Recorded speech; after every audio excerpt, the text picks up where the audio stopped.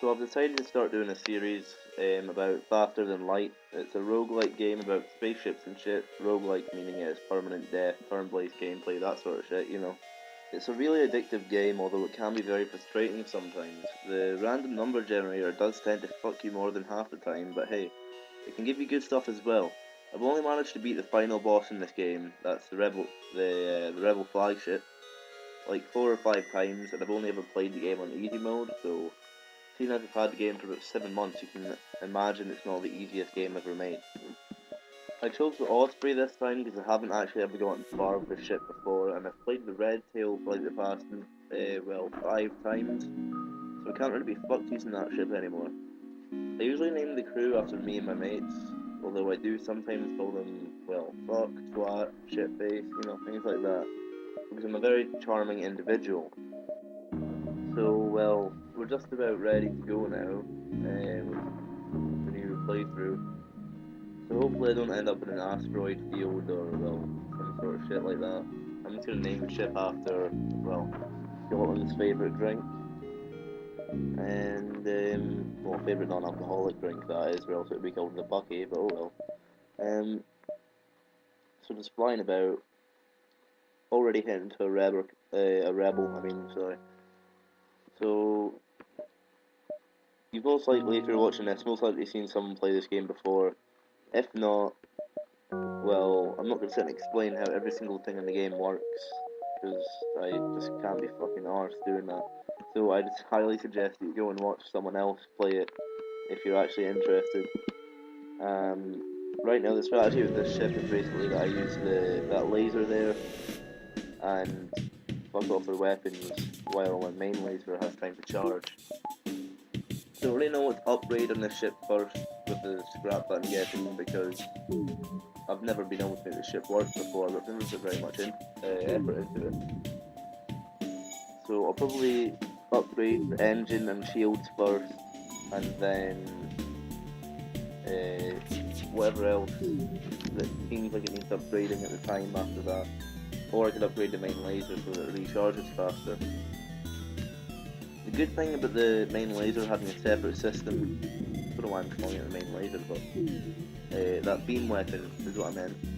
About it having its own weapon system is that you can be shot, like your weapon system, see now there goes my beam weapon. My beam weapon can get shot, or my weapon system can get shot, and while you're repairing that, the other one still works. Whereas normally, if your weapon system is fucked, then all your guns, even if you've got 4 guns in that system, they're all messed up. Usually not all at the same time though, it's hard to do that much damage in one go. But yeah, even half of them can still be quite fucked up. And then you say you've got like 4 lasers like the Red Tail does, then the ship you're fighting has what, 3 shield layers? Even if they all hit, you're not going to get through those 3 layers. You're going to need all 4 of them, so you have to wait and recharge your weapons to actually get anywhere. And then there's still no guarantee that they're all going to hit. This game likes to fuck you over like that, make you learn stuff next. So there is that. There is a benefit that the 2 weapons are separate, although they probably have to be separate, or else you could just sell one of them. Like, you could just sell the beam weapon, and then that would be fucking stupid, because then you're selling the most important part of the entire ship. One of my favourite ships in this game is probably I don't have it anymore because I restarted it altogether, but the Basilisk, I think it was called. Is it the Basilisk? I'm not sure. The Manta ship that has 4 bases in it, for people wanting to, well, board obviously.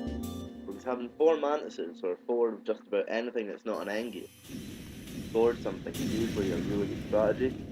The only problem is when I go with ships like that, I tend to end up fighting Lanius ships which don't have oxygen in them, and automated ships which also don't have oxygen in them. And also if I'm using a crew teleporter, I prefer to get a clone bay instead of a medi bay, because I usually end up with them dying on the other ship. And clone bays just give you more options most of the time, like dialogue options and that sort of thing. So I don't know. Clone bays are better for the most part, in my opinion. But it honestly does depend on how soon you can find one. If you can only find one like really late in the game, chances are you've already got a really good medibay by then. Like a level 3 medibay, you just stick them in there for 2 seconds and they're back to full health.